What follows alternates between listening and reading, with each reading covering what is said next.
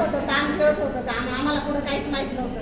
ते एखादं पाखरू कसं रानात सोडलं ते फिरतंय आणि पुन्हा घरट्यात येतंय, पण त्याला काहीच माहिती नाही.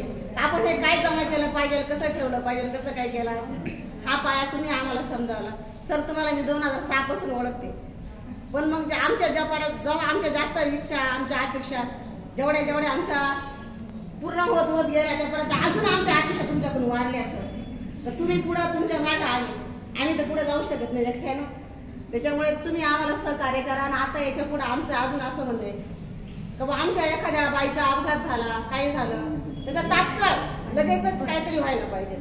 नंतर होऊन काहीच उपयोग नाही त्यांच्या मुलाबाळांचं काही तर अजून लहानच आहे.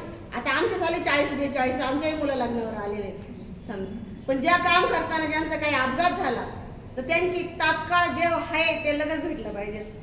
याच्या पुढचं अजून काय असेल ते आज तुमच्याकडे मागणारच आहेत आम्ही. एवढे बोलून माझ्या 2 शब्द संपवतो. 40,000 रुपये